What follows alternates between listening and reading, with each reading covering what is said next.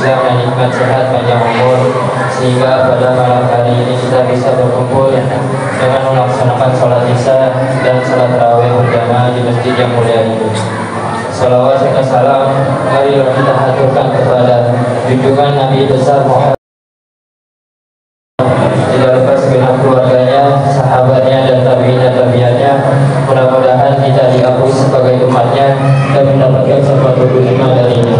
Amin ya Allah ya Rabbal alamin. Alhamdulillah, pada kesempatan kali ini yang akan menyampaikan tausiahnya yaitu guru kita bersama Kiai Haji Ahmad Saifuddin Asbadai. Mari kita doakan semoga beliau selalu istiqomah di dalam menyampaikan dakwahnya. Amin ya Allah.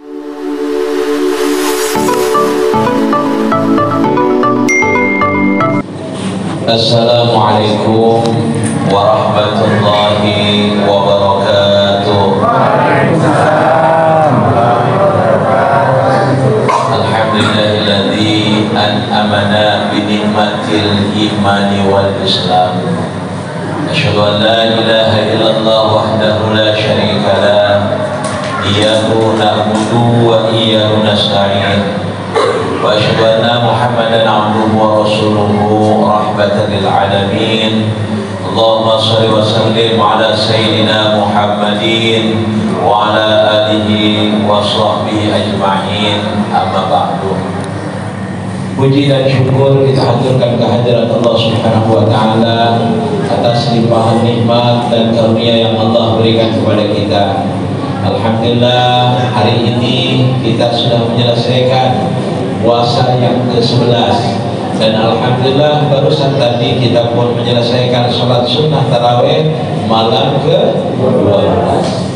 Mudah-mudahan keistiqomahan kita untuk melaksanakan amalan-amalan wajib, melaksanakan amalan-amalan sunnah senantiasa terpatri dalam hati sampai akhir hayat kita nanti. Amin ya rabbal alamin.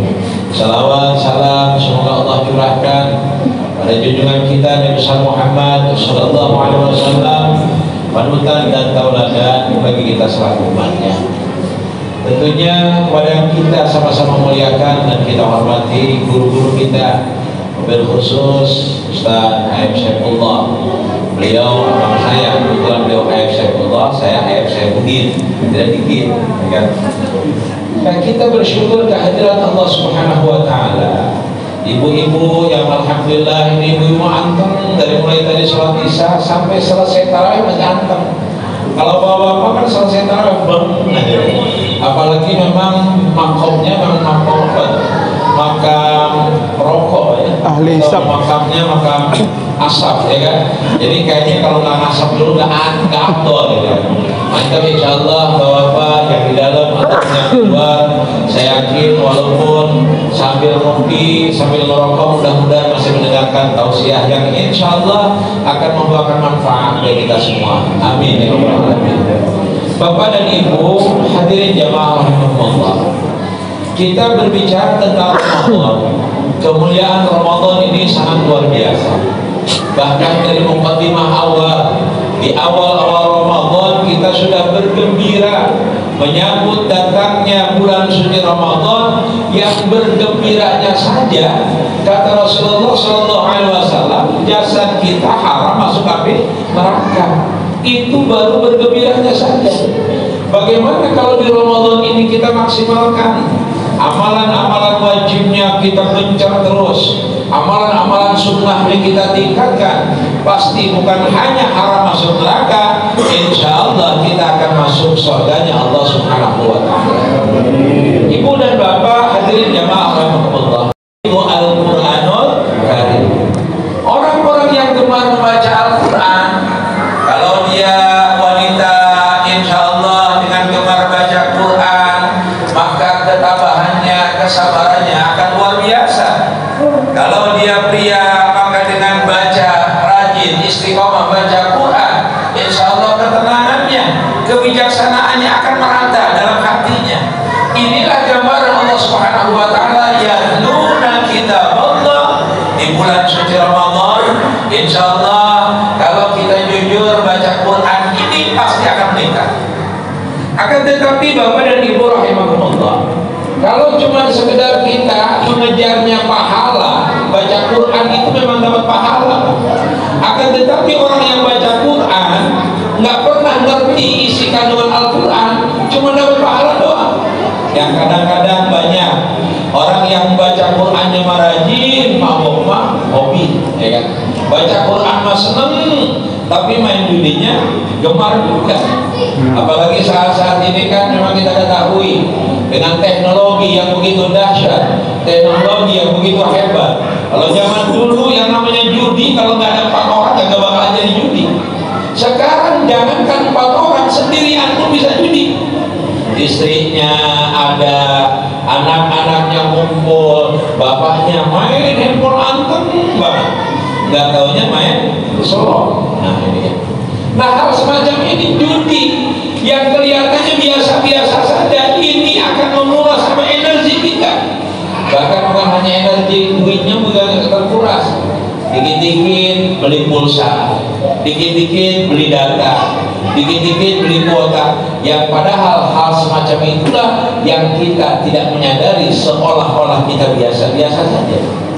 Belum lagi yang namanya anak-anak muda saat ini, kalau bicara hobi permainan, kadang-kadang nongkrongnya alhamdulillah ada di depan masjid, ya kan? Tapi ternyata nongkrongnya di depan masjid, kalau zaman dulu kita kecil kumpul di depan masjid, kita sambil marhaban, kita sambil tadarus. Sekarang pegang kita masing-masing, alamnya mereka masing-masing.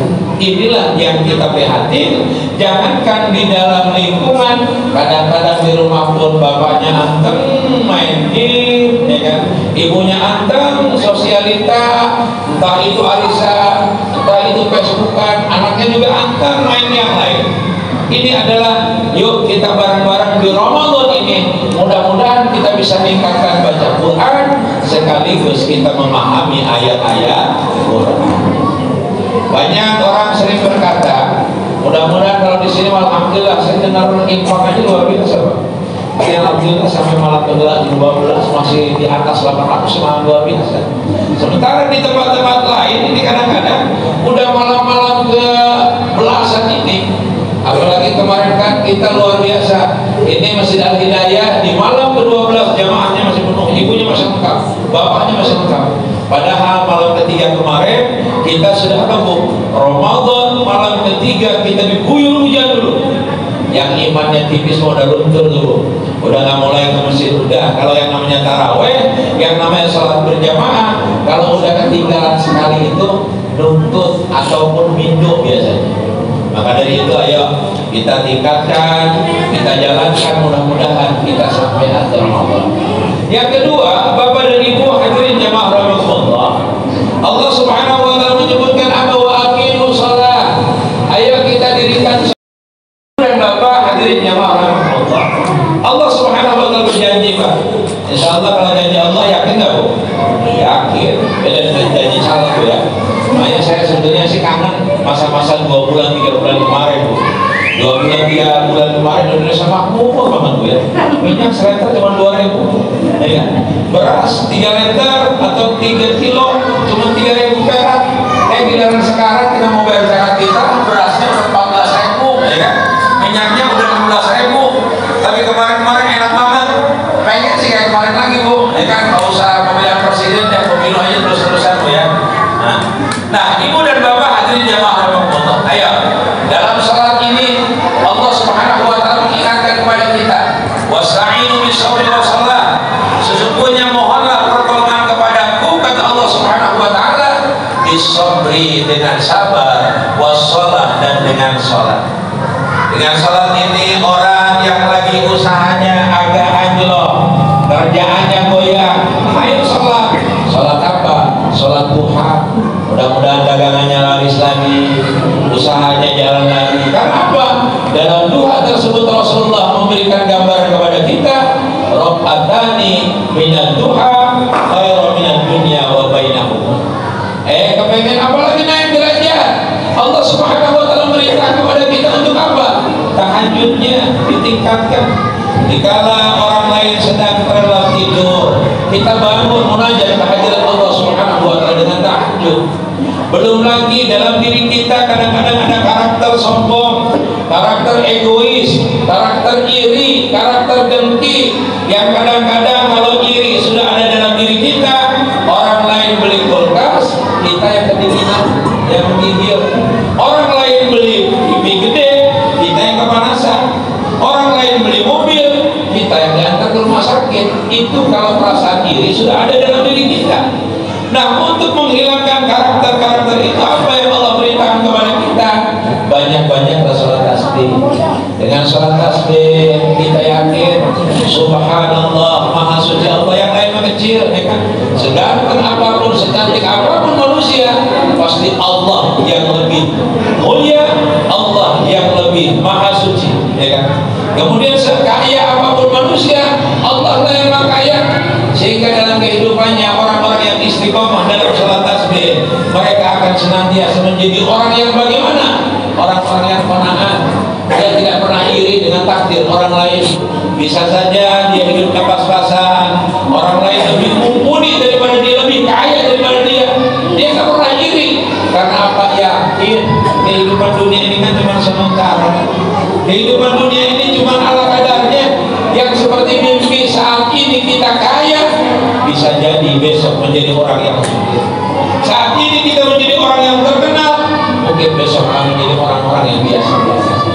Orang yang kepengen hilang sifat dengki, iri dan lain sebagainya, maka banyakin sholat tasbih. Kemudian apalagi kita punya hajat, punya kebutuhan. Oh, anak kita belum aman sekolah 6 tahun di SD masih kelas 4 aja. Banyakin sholat hajat. Mohon sama Allah Subhanahu wa taala, mudah-mudahan anaknya jadi soleh. Cuma pengen anak jadi soleh, orang tuanya juga harus soleh. Ini kadang-kadang kan nyuruh anaknya soleh, anaknya sudah ke masjid, kitanya salah, tidak pernah ke masjid, padahal pengen punya anak yang soleh. Yang ketiga, yang Allah Subhanahu wa taala berikan gambaran kepada kita, kemudian wa anfiqu mimma razaqnahum sirran wa alaniyah. Mereka orang-orang yang beriman kepada Allah, mereka akan senantiasa menginfakkan sebagian rezekinya di jalan Allah. Ramadan ini orang yang lapar banyak, sehingga kita terketuk hati kita untuk apa?